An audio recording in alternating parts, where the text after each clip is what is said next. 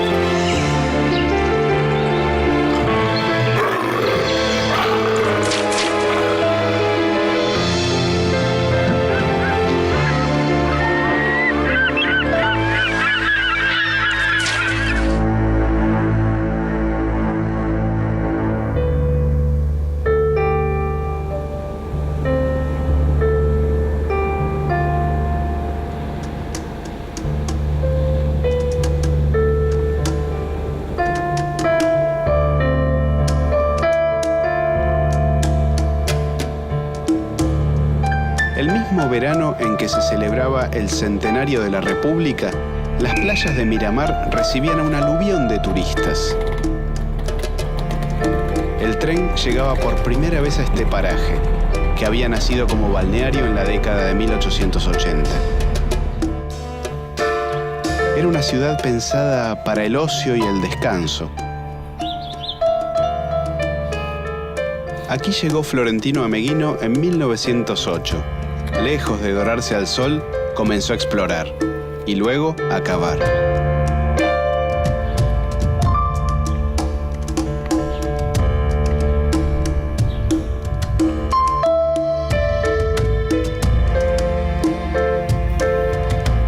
Los estudios prehistóricos han sido tan descuidados hasta ahora en la América del Sur que podría decirse que aún están por empezar.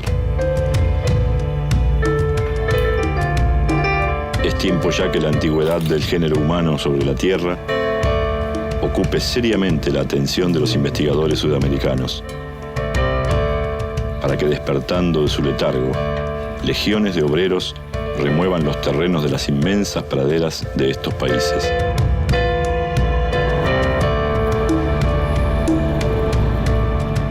Soy paleontólogo. Estudié en la Universidad Nacional de La Plata. En las aulas, mis amigos me llamaban ninja.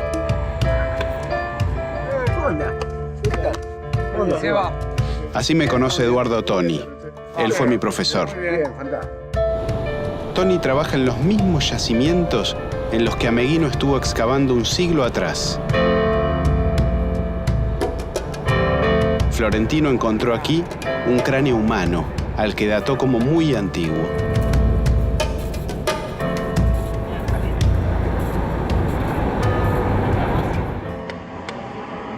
Este es un horizonte petrocálcico, bien típico de suelos áridos, regiones áridas.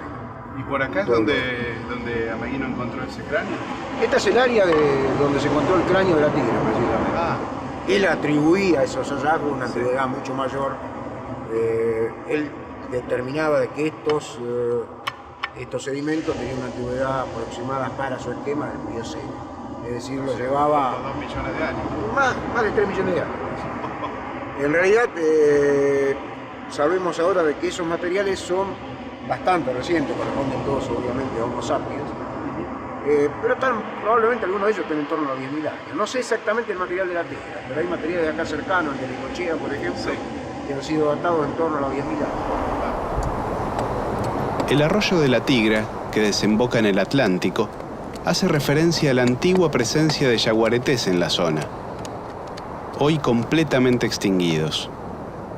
La fauna y el clima de esta región han cambiado profundamente en miles de años. El hallazgo de restos fósiles nos ayuda a reconstruir escenarios pasados de siglos de antigüedad. Escuché que había aparecido material de algún oso. Sí.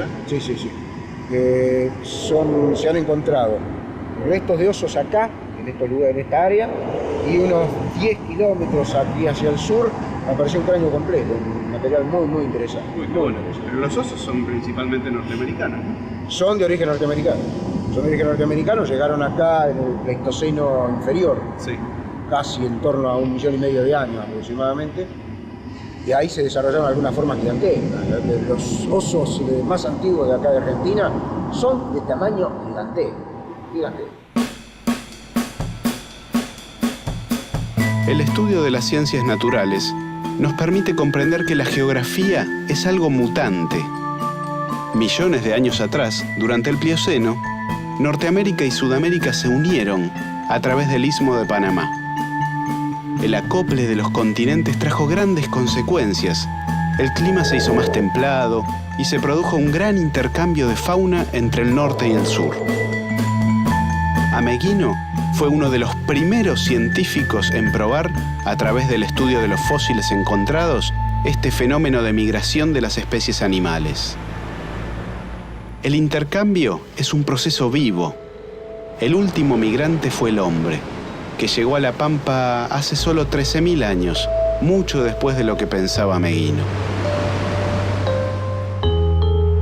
Mi conocimiento de mamíferos de Sudamérica me permite afirmar de una manera perentoria que puedo determinar la edad relativa de un yacimiento de cualquier lote de fósiles. Mi confianza en esto es tan ciega y absoluta que si llegara a demostrarse que me he equivocado en la colección cronológica relativa de una sola fauna extinguida de la República, ese día abandonaría para siempre el estudio de la que ha sido mi ciencia predilecta. ¿Se te ocurre a quién puedo ir a ver para alguien que haya seguido un poco las ideas de Ameghino, o más bien que haya trabajado en lugares parecidos? Mirá, paleontólogos que de un comienzo han trabajado con las ideas ameghinianas. Bonaparte es un ejemplo. Bonaparte, a pesar de que después Bonaparte se dedicó al tema dinosaurio, Claro, sí. sus primeros trabajos estuvieron muy vinculados con la región pampeana, con sitio incluso que había visitado Ameghino. Ah, buenísimo. Así que Bonaparte yo creo que es la persona ideal.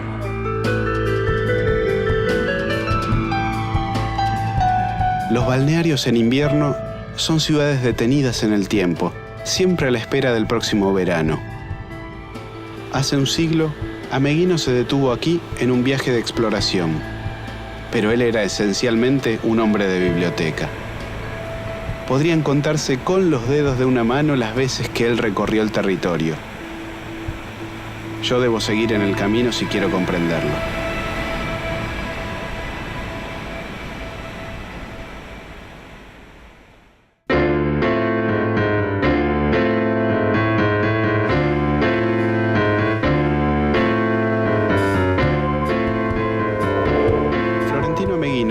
Llegó a ser director del Museo de Ciencias Naturales de Buenos Aires. Sin embargo, nunca asistió a la universidad. Fue un joven trabajador de pueblo que se formó de una manera autodidacta a través de sus propias observaciones de campo. Su contacto con la sociedad científica porteña se dio después de un viaje de estudios por Europa. Para solventar sus días parisinos, debió vender algunas piezas de su colección de fósiles. Volvió triunfante a Buenos Aires. Tenía prestigio, pero no dinero. Trabajó entonces como maestro de escuela.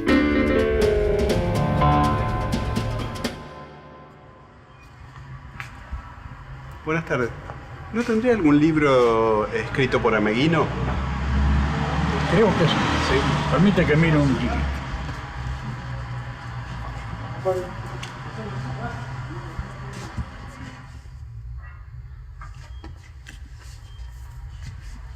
Ah, buenísimo.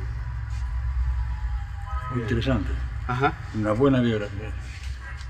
Yo había escuchado que Ameghino tenía la librería por acá en esta zona, sabía. La originaria estaba en la esquina de Pasco y Rivadavia. Ah, mira. Ahí tuvo la librería, el Gliptodonte. El Gliptodonte. Piso de tierra, Ajá. viejos libros, muchos libros extranjeros y los huesos. Y el hueserío ahí. El hueserío. ¿Y Ameguino vivía ahí? ¿Era además su casa? Meguino viene con la esposa francesa y constituye su hogar ahí.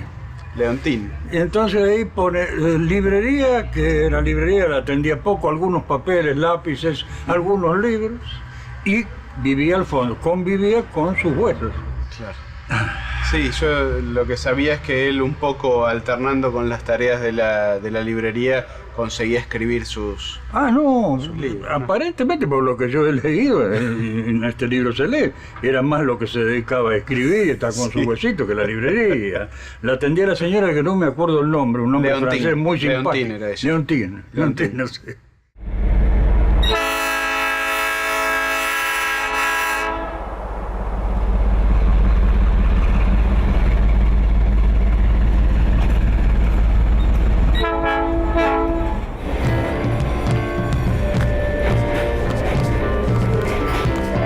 Si no se trabaja, no se come. Lo he aprendido hace muchos años. Ahora mismo, aunque tengo fama de sabio y renombre universal, no me queda más remedio que recorrer la ciudad 6 veces por día, cargado con el surtido de la librería, a fin de poder ganarme así la vida y no depender de nadie.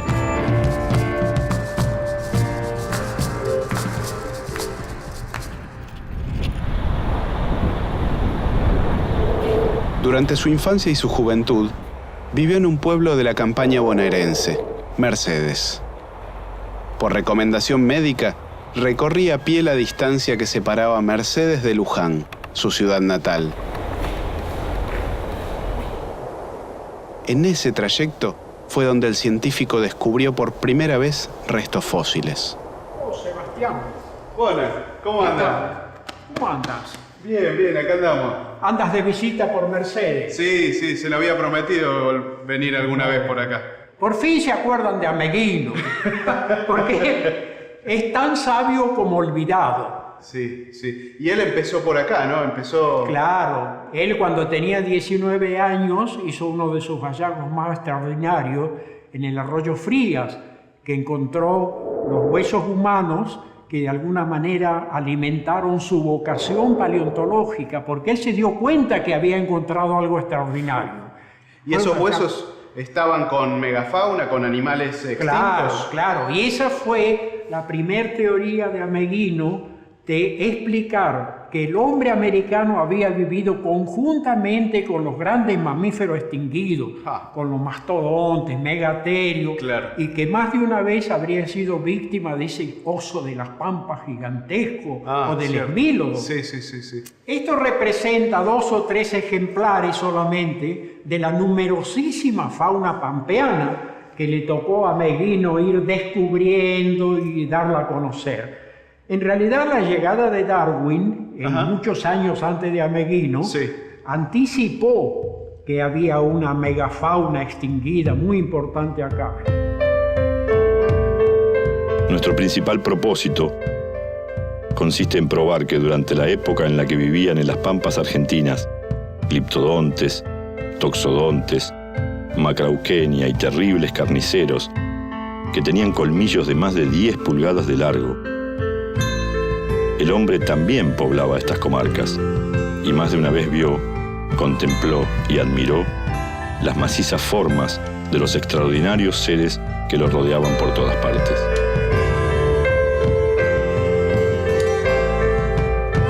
Y aquí hemos hecho una representación de cómo esta gente se protegería con las caparazones de las inclemencias del tiempo. Claro, claro. Y seguramente, a lo mejor, también del ataque de grandes carnívoros. Por ejemplo, el tigre diente de sable debe haber sido un feroz Terrible, terrible. No me imagino. atacante del hombre, se lo comería entero directamente. Sí, sí, sí, sí. También él parece que no era muy ¿cómo decir?, muy buenito, ¿no? Claro, porque él una vez, para demostrar que la Virgen de Luján no venía de Salta, Ajá. porque la versión es que la traían en una carreta de Salta y la carreta no quiso pasar el río Luján. Ajá. Entonces se quería quedar ahí. Sí. Ameguino demostró, sacando un pedazo del manto de la Virgen, que se había sido hecho con barro del río Luján. No, buenísimo. Claro, entonces, ese tipo de cosas le sirvió a Ameguino para cargarse de enemigos. O sea, bueno, ¿y usted me recomienda ir entonces a mirar un poco el Arroyo Frías? sí, me parece muy importante que vayan ahí. Sí. ¿Y usted podría acompañarme?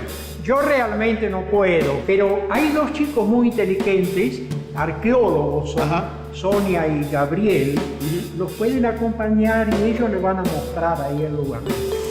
Este sería el lugar que pensamos que sea probablemente el paradero 1 de Ameguino. Hicimos unas limpiezas para ver... Ameguino adhirió un paradigma científico en el que encuadró sus investigaciones, el paradigma de la evolución. Fue un firme defensor de las teorías evolucionistas de Darwin, en un contexto en que a los científicos argentinos les costaba aceptar una verdad que contradecía la explicación bíblica del Génesis. Florentino peleaba contra la corriente. Recién la megafauna. Siempre que podamos apreciar caracteres diferenciales en distintos individuos, distingámoslos con un nombre especial. No importa que la califiquemos de especies, razas o variedades. Lo esencial es que tenga un nombre para no prescindir de ellas, para poder jalonarlas y pasar así de una forma a otra, de una especie a otra, y remontando y descendiendo, podamos recorrer de ese modo el grandioso árbol de la serie animal.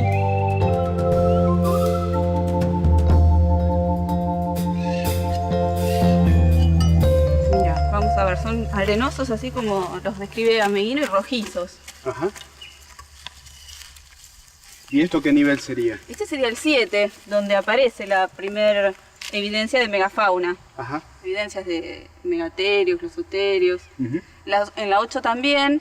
Y en la 9, además de todo eso, aparecen los restos humanos, que serían un esqueleto articulado, lo que indicaría que no se trata de restos removidos. Claro. Y además había puntas de proyectil y había huesos tallados. Y ese sería el paradero más antiguo de todos los que describe Ameguino. O sea que más allá de que si él estaba, digamos, en lo cierto o no con la antigüedad, lo seguro es que la megafauna convivía con... Claro, no será plioceno, pero que hubo coexistencia entre el hombre y la megafauna, sí. No hay dudas.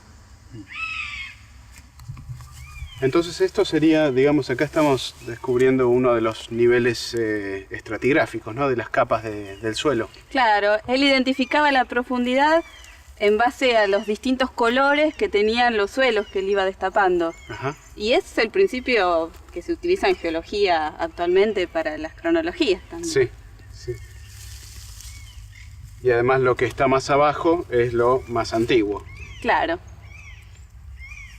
A menos que sea una zona de pliegues, ¿no? Donde se da todo vuelta, pero... Claro, pero no es el caso. En la región pampeana, por suerte, no tenemos terremotos, no tenemos grandes catástrofes. El evolucionismo era su lente para interpretar lo que observaba en el campo. Un siglo después de los hallazgos de Florentino, se desconocen las causas de la desaparición de la megafauna. ¿Y qué pasa si damos acá con un cementerio de megafauna que indique que fueron, digamos, masacrados por el hombre? Uy, estaría buenísimo. Viste que es todo un debate. Sí. ¿Por qué desapareció la megafauna? Pero es raro, ¿no? Que no se encuentre, digamos, si hubo realmente una extinción así causada por humanos, que no se encuentren grandes osarios, ese tipo de cosas, ¿no? Y que el hombre cazaría por ahí el que come y nada más. Más el cambio climático. Bueno, el hombre ha matado unos cuantos, pero de ahí a comérselos todos. El naturalista contó con dos ventajas: la gran cantidad de fósiles que escondía el territorio argentino y la singularidad del material inédito que se encontraba. el país era un lugar nuevo, aún en formación.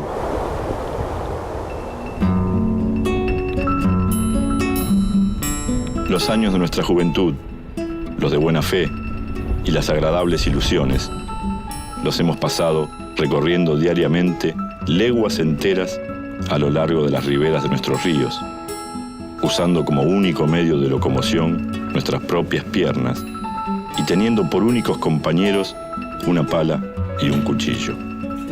Hemos estudiado hasta en sus más mínimos detalles los terrenos de la Cuenca del Plata y hemos explorado metódicamente paraderos indios prehistóricos.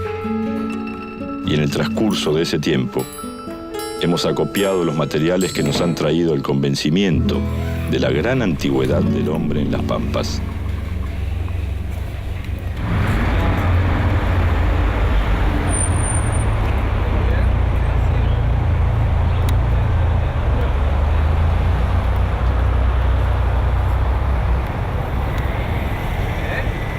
Realizo la última parada de mi viaje en el inicio.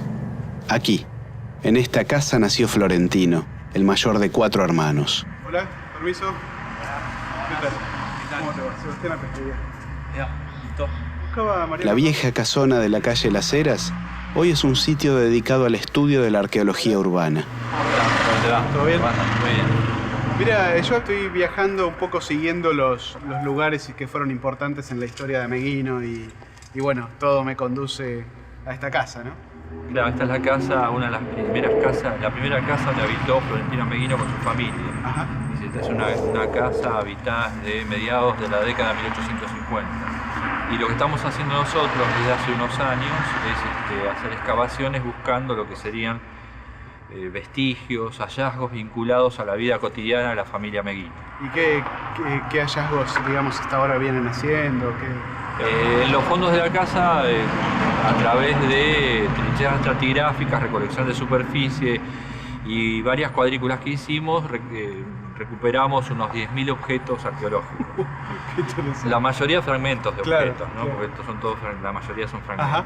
Dentro de los objetos que encontraron, no sé, uno fantasea por ahí con juguetes que pueden haber sido de los hermanos Ameghino, ese tipo de cosas.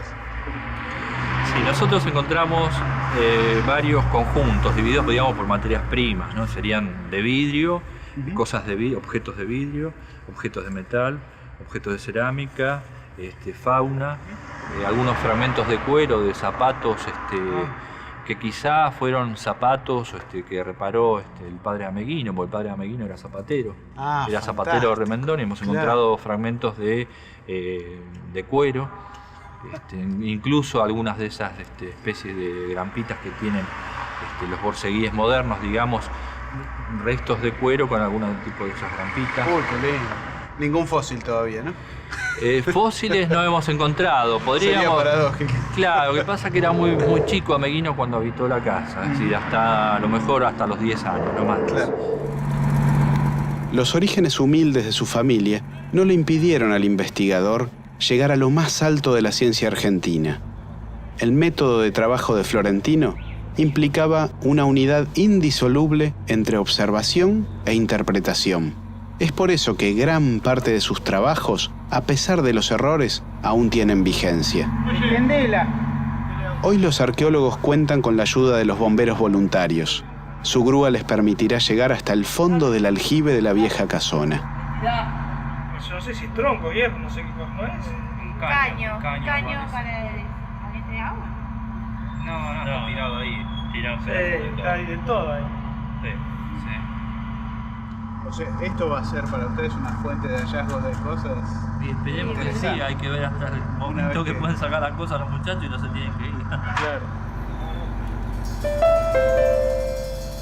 Dejo a los arqueólogos trabajar. Conozco la sensación de placer que experimentamos los científicos al hallarnos frente a nuevo material. Ameghino fue un hombre de una época en que la forma de apropiarse del conocimiento era descubrir las leyes de la naturaleza. Era su modo de entender el mundo.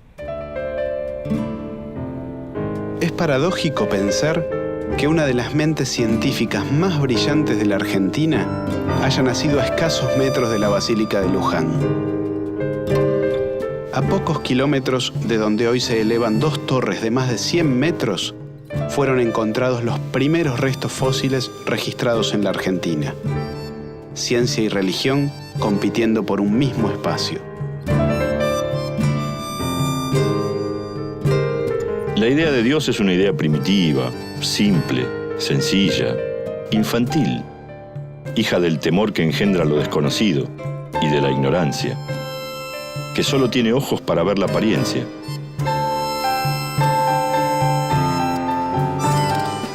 El problema de la existencia o no existencia de Dios escapa a toda investigación humana. Y tratar de discutirlo no merece, en mi opinión, ni siquiera el gasto de tinta.